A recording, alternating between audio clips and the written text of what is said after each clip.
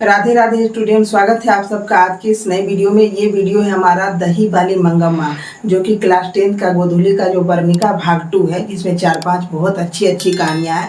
वहाँ से ऑब्जेक्टिव भी आते हैं, सब्जेक्टिव भी आते हैं और सारांश लिखने को भी आता है। तो यहाँ देख लीजिए, दही वाली मंगम्मा है, सारांश है और हम प्रश्न के साथ, यानी कि इसमें जो क्वेश्चन पूछा है, जो VVI है या जो क्वेश्चन पूछता है, हम वो क्वेश्चन भी आपको बताएंगे। पूरी कहानी आप कहीं ना कहीं पढ़े होंगे। आज हम सिर्फ सारांश का डिटेल करेंगे, जिससे आपका 5 से 6 मिनट में ये पूरा कहानी आपका रिवीजन हो जाए और एक भी क्वेश्चन आपका नहीं छूटे। तो सबसे पहले बात कर लेते हैं, जो दही वाली मंगम्मा है, इसको लिखा किसने है? तो इसको लिखा है, वो लेखक का नाम है श्रीनिवास, और वो कहाँ से आते हैं? कोलार कर्नाटका से आते हैं। मतलब कि वो एक फिल्म देखे होंगे आप लोग, KGF कोलार गोल्ड फील्ड, तो उधर से ही आते हैं। और कौन सी भाषा बोलते हैं? कन्नड़ भाषा। और ये जो दही वाली मंगम्मा कन्नड़ भाषा में लिखा गया है, लेकिन उसका अनुवाद जो है वो हिंदी में हुआ है, और जिसका अनुवाद किया है BR नारायण, जो कि ये बहुत बार ऑब्जेक्टिव पूछ भी चुका है और आगे भी पूछ सकता है कि दही वाली मंगम्मा कन्नड़ भाषा से ली गई है, लेकिन हिंदी अनुवाद किसने किया था? तो BR नारायण ने किया था। सबसे पहले लेखक परिचय जान लेते हैं। श्रीनिवास जी का पूरा नाम मास्ती वेंकटेश अयंगार था। ये भी क्वेश्चन बहुत बार आ चुका है। उनका जन्म 6 जून 1891 ईस्वी को कोलार कर्नाटका में हुआ था। श्रीनिवास जी का मृत्यु हो चुका, वे मतलब वो मर चुके हैं। वे कन्नड़ साहित्य के सर्वाधिक प्रतिष्ठित रचनाकारों में से एक हैं। उन्होंने कविता, नाटक, आलोचना, जीवन चरित्र, साहित्य सब कुछ लिखा, और साहित्य के लिए उनको 1968 ईस्वी में पुरस्कार भी मिला। हो सकता है यहाँ से एक ऑब्जेक्टिव आ जाए कि श्रीनिवास, जो कि दही वाली मंगम्मा के कन्नड़ भाषा में लेखक हैं, उनको पुरस्कार कब मिला था? तो 1968 में साहित्य अकादमी पुरस्कार मिला था, और इसका अनुवाद BR नारायण ने हिंदी में किया था। अब इसके सारांश को अच्छे से पढ़ते हैं। मंगम्मा अबलूर के समीप बेकंठपुर की रहने वाली थी और रोज दही बेचने बेंगलुरु आती थी। वह आते जाते मेरे पास बैठती थी, अपनी बातें करती थी। एक दिन वह मेरे बच्चे को देखकर अपने पुत्र और पति की कहानी कहकर पति को अपनी ओर आकृष्ट करने की रहस्यमयी बातें करने लगी। आदमी को अपने बस में रखने के 3-4 अपने अनुभवपूर्ण गुण भी बताए। 15 दिन बाद मंगम्मा आई और रोती हुई अपना गृह कलह तथा बेटा बहू से अलग होने की दुखद कहानी सुनाई।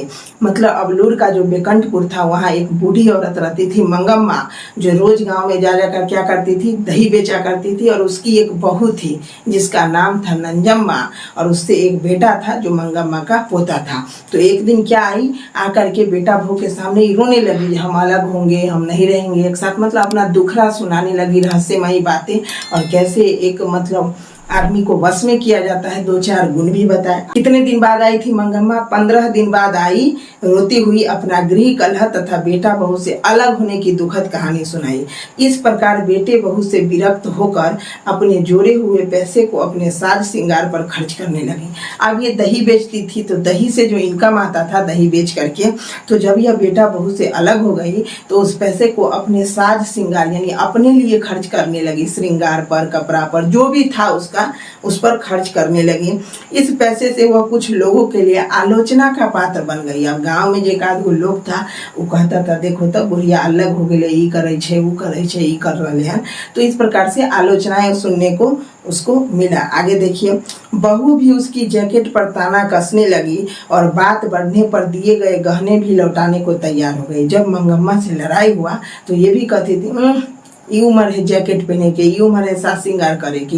तब झगड़ा हुआ, तब बोला हमारा गहना दे दे। तो पुतहू जो थी, इसकी बहू थी, वो बोली ले ले, तुम अपना सारा गहना ले ले, हम तुमको दे देते हैं। झगड़े का कारण तो पोते की पिटाई थी, लेकिन मूल रूप से सास बहू की आधिकारिक संबंध की ईर्ष्या भी थी। अब जो लोग कहानी पढ़े होंगे तो पता होगा कि ऐसे तो कोई लड़ता नहीं है, कोई ना कोई बहाना चाहिए। तो क्या कर रही थी इसकी जो बहू थी नंजम्मा, हम बता देते हैं, वो अपने बेटे को मार रही थी, यानी मंगम्मा के पोते को मार रही थी। तो उसी बहाने से आई और बहू पर वो टूट पड़ी और लड़ाई झगड़ा करने लगी। तो ये तो एक बहाना था, लेकिन सास बहू का जो आधिकारिक संबंध का जलन जो था, ईर्ष्या था, जो वो इना करता, ये ना करते, वो ऐसे करेगी, ऐसे करेगी, तो ये भी एक कारण था। रंगप्पा ने भी औरत को अकेली जानकर कुछ लोग उसके धन के प्रतिष्ठा पर भी आंख उठाते थे। रंगप्पा ने भी ऐसा ही किया, जिसके बहू के पैनी निगाहों के तार लिया। अब देखिए, मंगम्मा अलग हो गई और रोज दही बेचने जाती थी, इनकम आता था, खर्च करती थी। तो उसी गांव में एक रंगप्पा नाम का व्यक्ति रहता था जो कि तबीयत शौकीन था, मतलब कि वो शराब भी पीता था, जुआ भी खेलता था, झूठ भी बोलता था, गली में छपरी की तरह बौआता था। तो उसका नजर मंगम्मा पर था। बुढ़िया अकेले ही कमाती है तो इससे हम पैसे ऐंठ लेंगे, मतलब वो पैसे ऐंठना चाहता था। आगे देखिए, अब मंगम्मा भी पोते के लिए बाजार से मिठाई खरीद कर ले जाने लगी। एक दिन कौवे उसके माथे से मिठाई का दाना उड़ा ले गया, लेकिन अंधविश्वास के कारण मंगम्मा भयभीत हो उठी, जिससे माँ जी ने बड़े कुशलता से निवारण किया। बहू के द्वारा नाटकीय ढंग से पोते को दादी के पास भेजने का बहू का बड़ा मंत्र कारगर हुआ। लेकिन बहू जो थी ना, वो मंगम्मा से मिलना चाहती थी, मतलब अब वो एक साथ रहना चाहती थी। तो ऐसे कैसे बात करती, तो पोता को नाटक रूप से प्रस्तुत करती थी। इसका कहने का मतलब है जो मेल करने के लिए पोता को भेजती थी दादी के पास, जो दादी से कुछ पैसा मांग लिए, जो दादी से कुछ ही कर लिए, दादी से कुछ कर लिए, जिसके बहाने धीरे धीरे क्या होगा, आपस में बातचीत शुरू होगा। क्योंकि रंगप्पा का पहले ही नजर था, और एक बार रंगप्पा ने उसका हाथ भी पकड़ लिया था मंगम्मा का कि आज तो पैसे दे ही दो, हम तुम्हें लौटा देंगे, झूठ बोलकर, ताकि उससे ऐंठना चाहता था। लेकिन मंगम्मा नहीं दी। दूरी बढ़ने से प्रेम बढ़ता है, मानसिक तनाव घटता है। हुआ भी ऐसा ही। मंगम्मा को बहू से बेटे और पोते में स्नेह नजर आने लगा।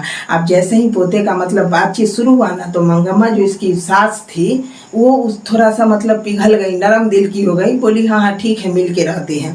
और इस प्रकार क्या हुआ, बड़े बूढ़ों ने भी समझाया, बहू ने मंगम्मा का काम अपने जिम्मा ले लिया। अब बहू बोली कि तो आपको काम करने की कोई ज़रूरत नहीं है, अब सारा काम हम करेंगे, इसका जिम्मेदारी हम लेते हैं। तो इस प्रकार से मेल हुआ।